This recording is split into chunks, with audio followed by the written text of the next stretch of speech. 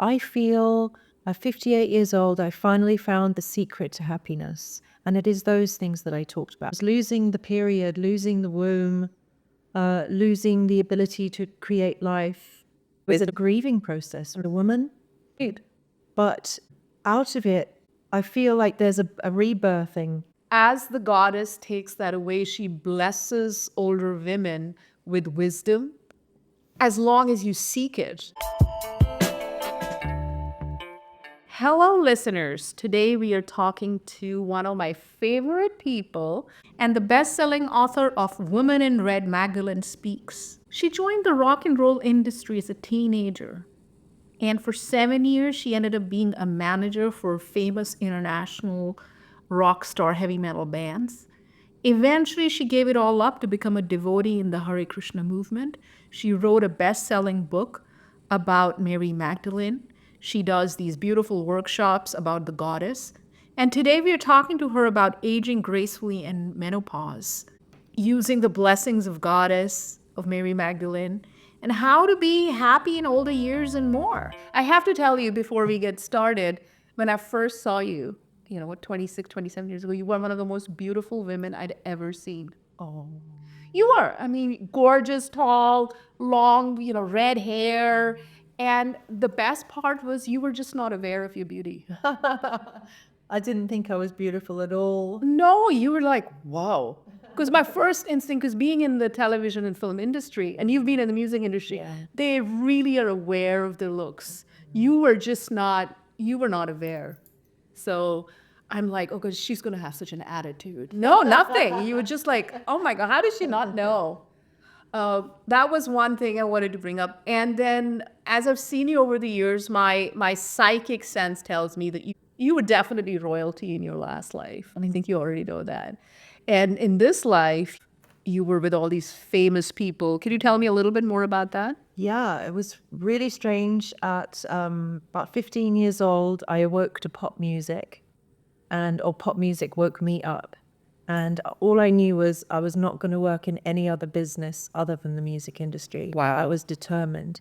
So I took a train into London. I went to all of the main labels, the music business labels, and Arista Records hired me. My first client was Whitney Houston when I was 16 years old. Oh, that is amazing. Yeah. So I worked for Aristo. I went through all of the different departments of media, marketing, promotions, A&R, management. Then I left Aristo Records. I worked in a recording studio, a mastering room where they actually cut LPs and mixed and mastered the music. Yes. And I flew to Germany when the very first CDs were first being made, and I got to see the first CDs being made. Isn't that amazing? That is amazing. G Records in Germany. And then I ended up getting a job working for International Talent Booking, which is the largest talent booking agency in Europe. So I came in, and my first weekend, my first big job was basically managing the entire Donington Rock Festival, because Rod McSween had gone to Ozzy and Sharon Osbourne's house for the weekend, who were good friends of ours. And Ozzy's a wild man, so he had these motorbikes. Did he just pass away recently? Yes, he did. Yes. Yeah. So, yeah, all kudos to my Ozzy. I love Ozzy very much. Oh, you were close with him? Yeah. I love him, Sharon, very much. Sorry, just give me a minute. Did you pray for him? And Oh, yeah, of course. I was completely there for him on every level, begging Gurudev to help him. Yeah, so Ozzy had taken my boss Rod McSween on these motorbikes around the back garden, and he had got thrown off of one of the bikes and broke his shoulder and was really incapacitated. And this big rock festival was coming on, Donington Rock Festival. 250,000 people were coming. Bon Jovi headlining, Aerosmith second, Ozzy Osbourne third, great big headlining group. And here I am, 18 years old, and I'm having to run everything because my boss had his eyebrows shaved off by Ozzy Osbourne and broke his collarbone and couldn't work. So I had to run everything. I really proved my worth. I worked really hard. I pulled everything together. I got on well with everyone who ran the festival. Everybody really liked me. Rod McSween was super pleased with me. All the managers of the bands liked me. All the bands liked me. And before I knew it, I was traveling all over the world with them. You know, every time Bon Jovi would come through, I'd travel for 3 months with Bon Jovi. Then Whitesnake would come through, I'd travel with Whitesnake for 2 months. Then Aerosmith, it would be 3 months. And, you know, the time just flew by. And 7 years later, my health hit me hard because I was working 18 hours a day, 7 days a week. I had no life outside of rock star lifestyle. I was telling my kids, you know, like if they would have had a Hello magazine or one of these gossip magazines back then, I remember Hello Magazine. I would have been in those magazines back then because I was completely a total socialite back then. So tell me how, surrounded by rock stars and famous people, and 7 years later, you give up that lifestyle and then you become a devotee. How did that happen? Yeah. Well, I think I was at the top of my game.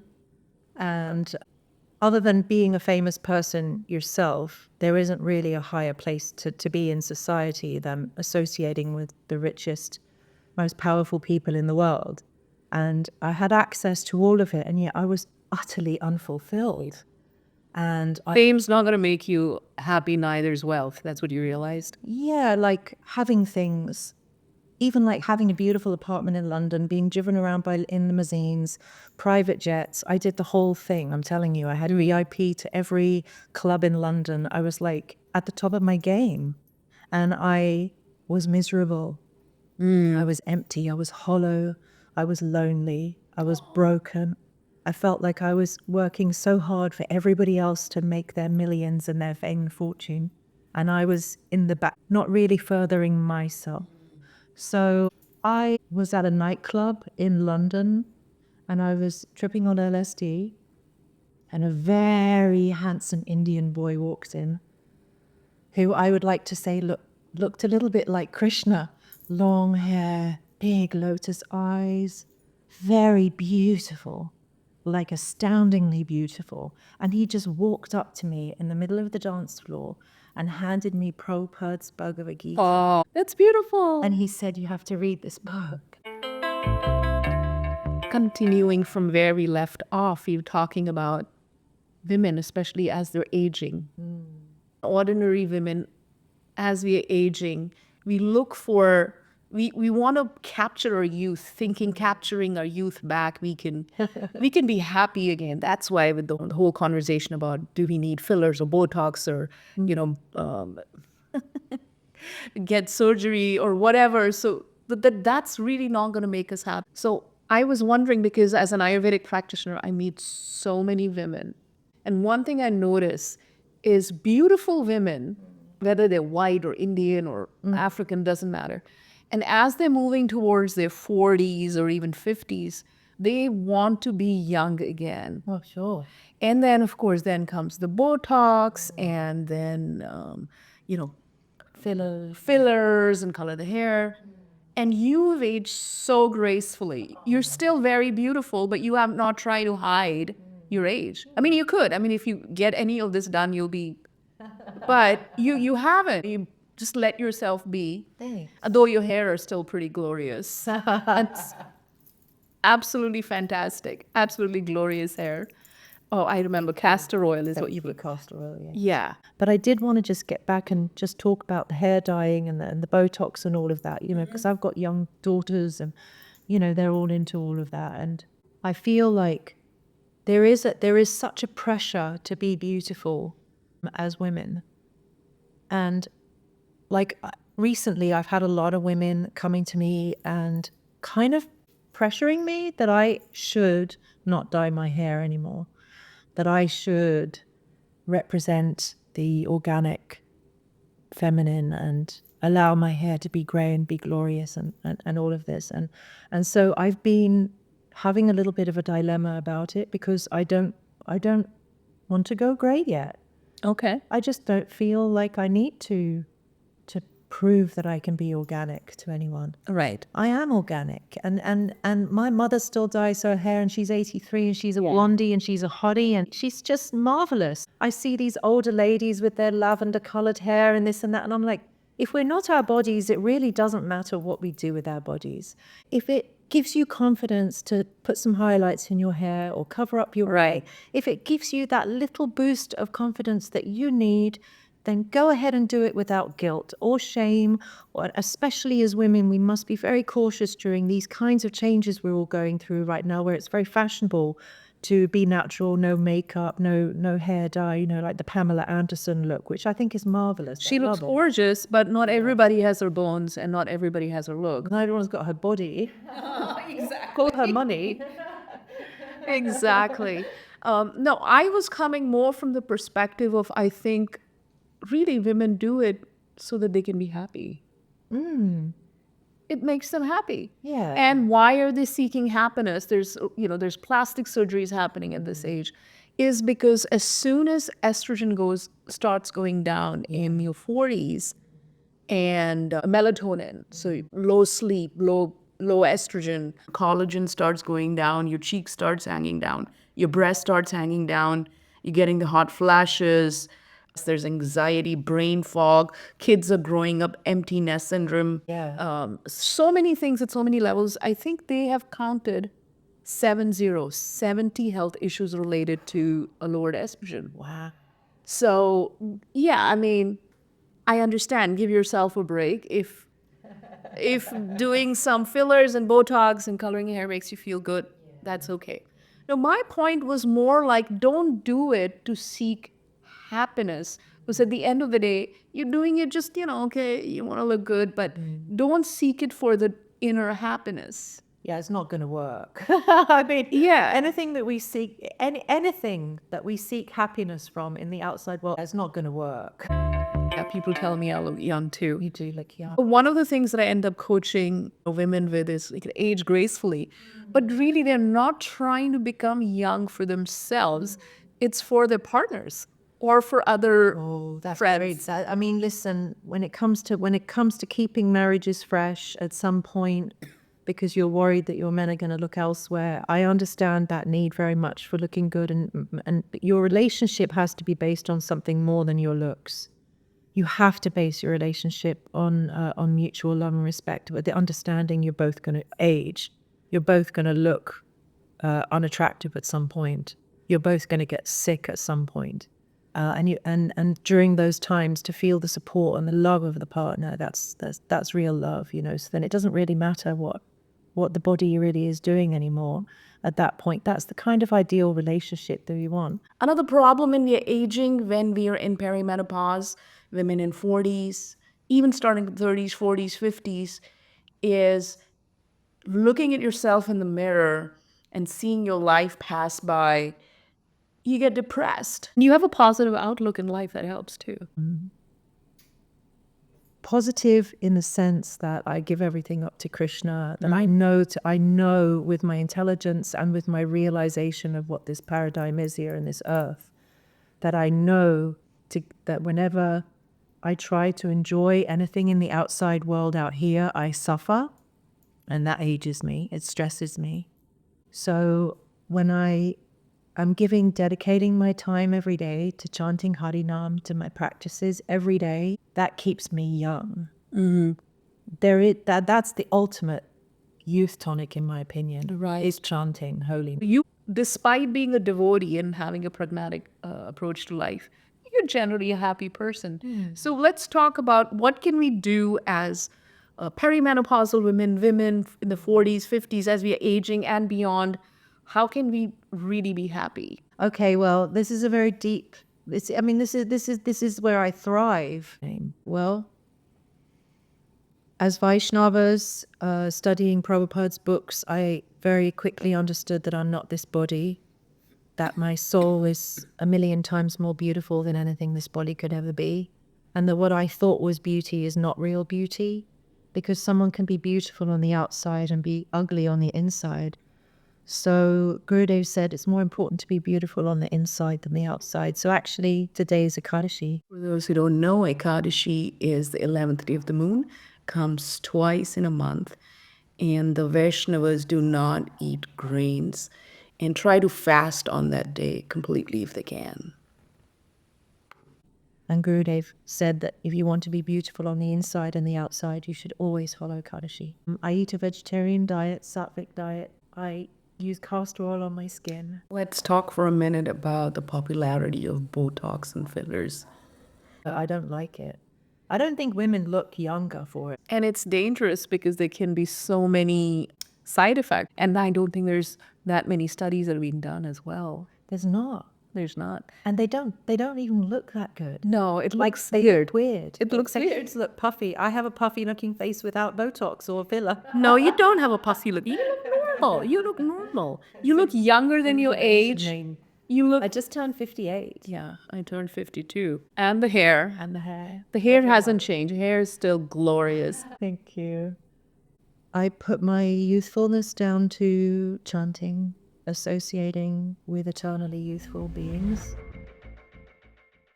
During time of perimenopause, as the hormones are going nuts, we as women go through so many emotions. We get sad, we get angry, we get brain fog, we get mood swings.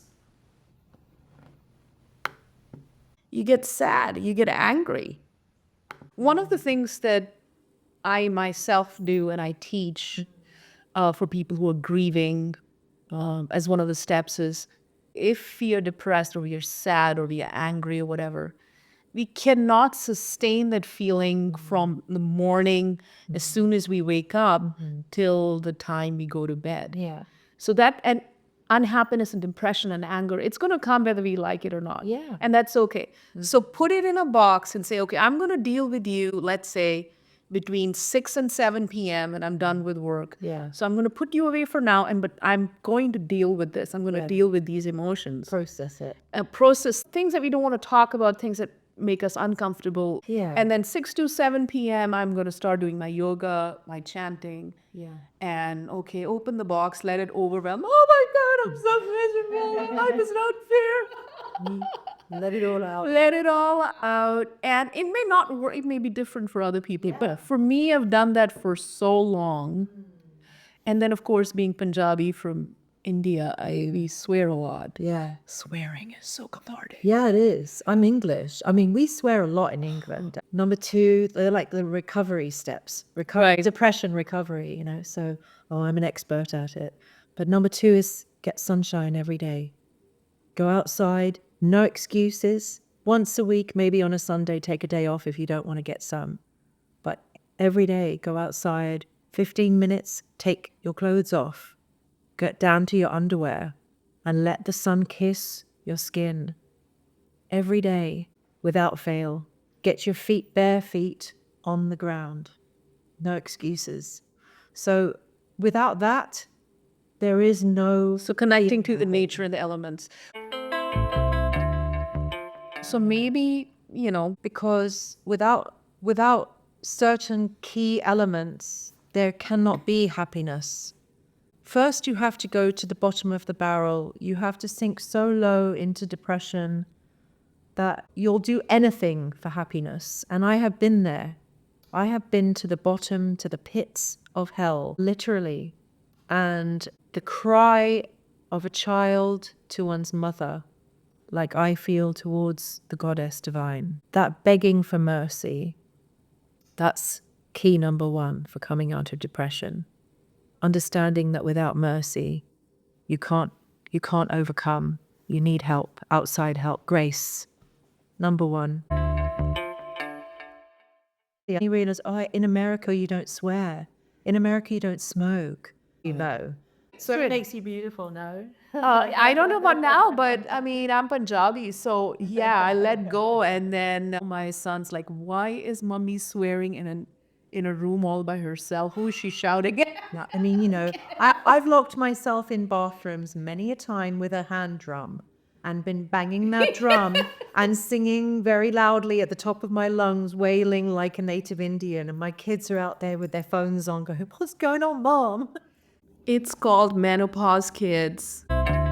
Processing emotion. And also singing itself. Singing is so singing. And powerful. spiritually, even if somebody is not a Hindu or Sanatani or just chanting. And that's why yoga classes are popular all over the world. The mantra, man means the mind, tra means to transcend. So mantra helps you to transcend your mind, and your mind is the cause of all of your problems. Yeah. The mind is also the cause of all your desires. Right. So when you give your mind up to mantra, even just for a little bit of time every day, gradually that mantra will take over.